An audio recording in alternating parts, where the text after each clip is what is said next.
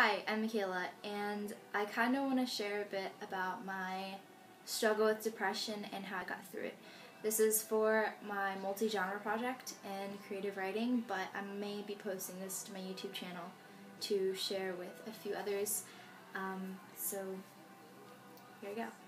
So a bit about myself and my story with depression. I was 12 years old when I was diagnosed with major depression, or a mild case of major depression.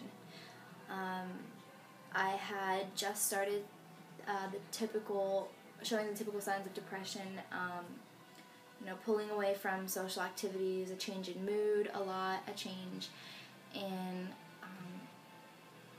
hobbies, and not really acting like myself. I'd been in therapy since I was about 9, but I hadn't really focused on the emotional part of therapy. It was more behavioral. So there was some struggles at home that my mom wanted to figure out. There was a lot of transition in my childhood. My mother was in the military, and then she got married when I was about 8 to my stepdad. She was never married before that. She didn't really date that much, so it was kind of different. And that's what kind of brought out the behavioral issues at home. With that, my sister was also born around the time when I was diagnosed with depression, and that was just I just said that to kind of show where I was in my life. I not only had a new stepdad, but I had a new sister. I was moving. I was 12 and I had just moved to Texas. 12 going on 13, so I'd been in Texas for a while, but I'd still moved from Hawaii, where I lived there for the majority of my childhood, from about 4 to 12, and it was my home, and I left all my friends, my family friends. I left all of my family, and I was in a new place, and I was around new family, and it was kind of uncomfortable for me. So I started self-harming when I was about 13, and there had been some emotional trauma that happened.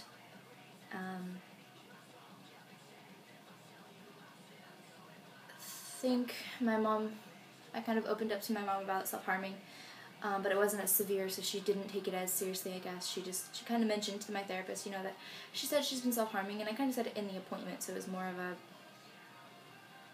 so it wasn't as serious. And then when I was about 14, going on 15, that's when it started getting worse, and it went from my arms to my legs to stomach and just all over. And then I, of course, started high school around then, so things were very stressful then because high school sucks, and meeting friends and keeping them is pretty hard. Although I didn't really have much problem with friends last year, whereas I dated a guy and things didn't go well, but we didn't even date for long. It was just kind of like the whole drama of high school. I'd always been interested in music, which is kind of my point of making this video, is to show how music helped me with my depression. So I'd always been interested in music. Ever since I could remember, I've always wanted to be a singer. When I was a little older, when I was younger, I wanted to be a pop star. When I grew up, I started listening to Avril Lavigne and Evanescence, and I knew what I wanted to do. I wanted to be in alternative music.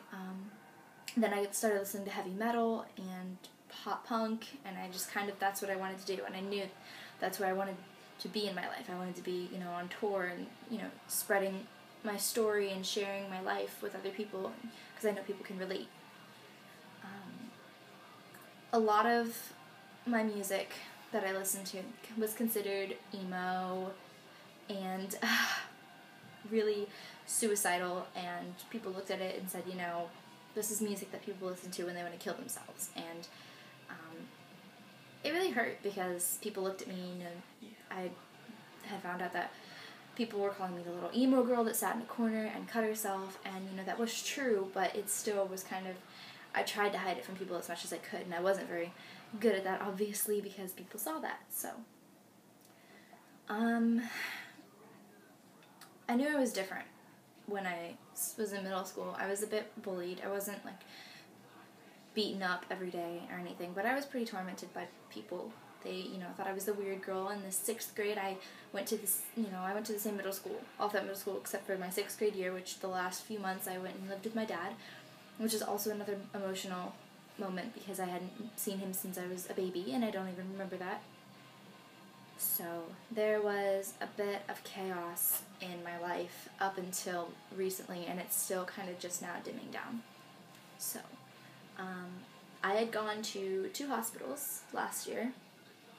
I had been admitted twice, and once was over self-harming.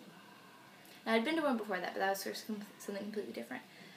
So I'd been to a hospital for self-harming, and then about 2-3 months later, I went for suicidal ideations and attempts.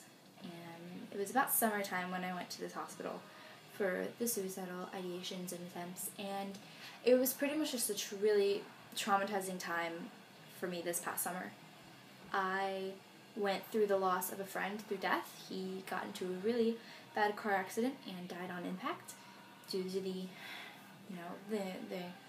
was under the influence of alcohol, and he and I got into a fight, and he drove off, out of anger, and he got into a car accident, so it was kind of traumatizing for me. Then about a week or 2 later, the guy I'd been dating for a while had broken up with me, and I really cared about him, and it was kind of like, right, it wasn't even expected. We hadn't fought or anything, so it was kind of just one of those sudden things that you can't really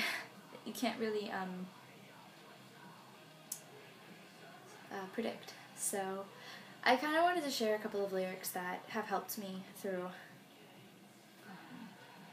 my hard times. So let me just a lot of the bands that I listen to now are like La Dispute, The Wonder Years, The Story So Far. Obviously, if you can hear the music right now, this is Bring Me the Horizon. This is the newer album. I listen to Of Mice and Men, Memphis May Fire. I used to listen to some of the hardest stuff. I still listen to Suicide Silence, but I used to listen to like Attila and Chelsea Grin, but I wasn't really into it. I listened to Asking Alexandria, I listened to The Devil Wears Prada, so I listened to a lot of like heavy bands, but I also listened to a lot of pop punk. And Man Overboard, that's another one of my favorites that I absolutely find lyrics that help me get through things. So I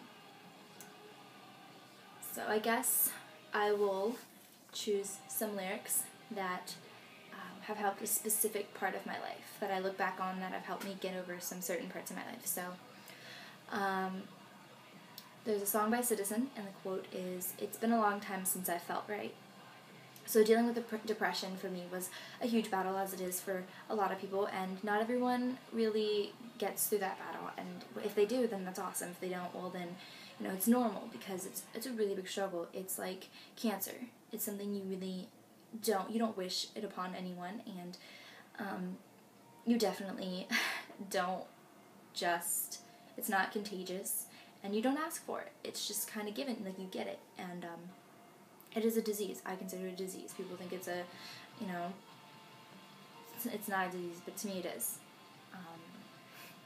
So listening to music reminded me that I wasn't alone, because that's what I felt when I had depression. I felt like there was nobody else in this world that understood me.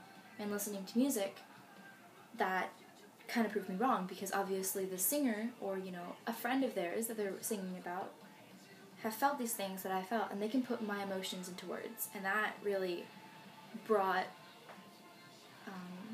tears to my eyes, but tears of joy, because I wasn't alone, and it made me feel warm inside.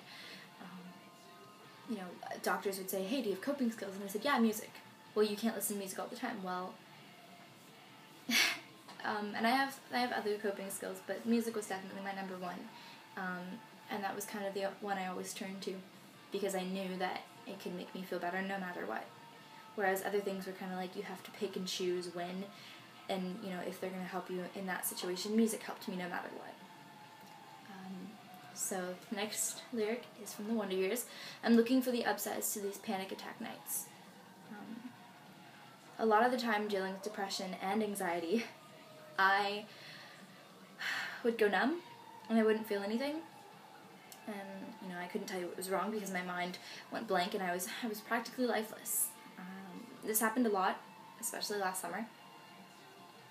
And when it did, I wasn't very motivated to do anything. And it even happened in school. And if I didn't go numb, it went to panic attacks. People approaching me, I'd freeze and, you know, everything would come crumbling down. There were days when I would just sit there and cry. And there were days that I didn't want to go to school because I was afraid that, you know, I was going to face people and I couldn't handle it. And that was a lot of my issues was showing people that I was fine when I wasn't. Luckily, I had some really awesome supportive friends last year who, you know, I could talk to about whatever. So another lyric is "Not broke, just spent," and that's from the story so far. When my parents couldn't figure out what was wrong and whether I was okay or not, I think that, you know, hopefully, this is what I intended for them to do, is they listened to my song choice. If I was, you know, I had this thing where I had a certain album that I owned for the emotions I was feeling. If I was feeling angry and hurt, I listened to Suicide Silence, The Black Crown, because there were a lot of songs on there where he was just witnessing the addiction was one of them, where he was yelling at you and he was you know, letting out his, you know, his disappointment. And for me, that was really, really helpful because I was, you know, a lot of the times I tried not to feel sorry for myself, but I did.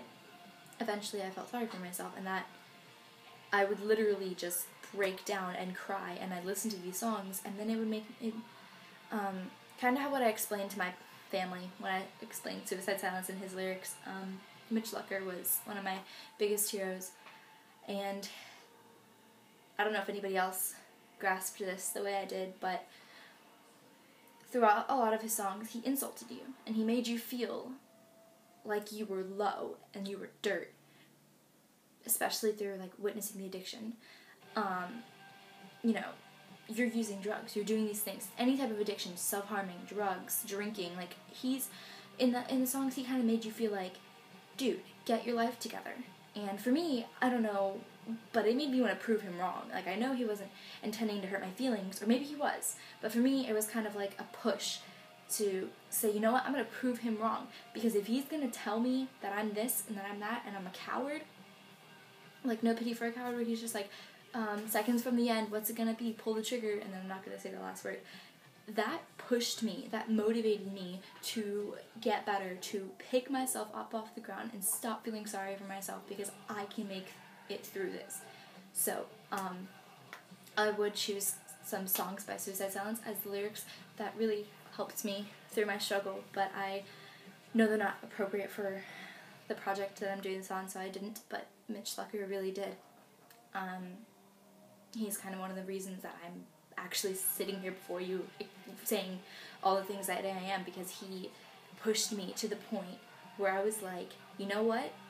I'm going to prove him and everyone else who's saying you're low, you can't do this, you can't do that, I'm going to prove them wrong. Excuse me. So, that was my thought process. Neck deep, all things come to be loved and lost.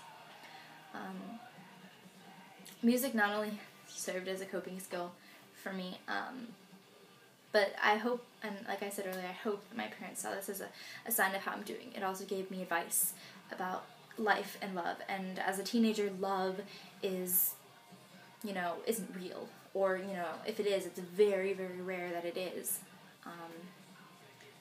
But relationships are real, and I know that parents are like, oh, you guys broke up, oh, it's okay, it's just a high school relationship, or, you know, parents are like, you're dating, but you're in high school, and and you're gonna get distracted. For me, I feel like every failed relationship is a good experience. Whether you like it or not, it was an experience, and you enjoyed some part of it. And for me, I have a friendship with my ex-boyfriend who I care about so much. We dated last summer, and he's the one we broke up, and I kind of, like, fell apart. And we tried to have a friendship and, you know, tried to keep it a friendship because my parents didn't approve. And right now we are just trying to keep it a friendship, and that's it.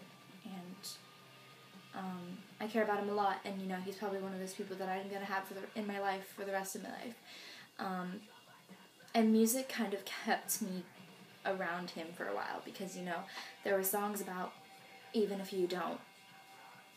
Like La Dispute, if I can't love you as a lover, I'll love you as a friend. Like, that's one of the songs that was just like, you know what?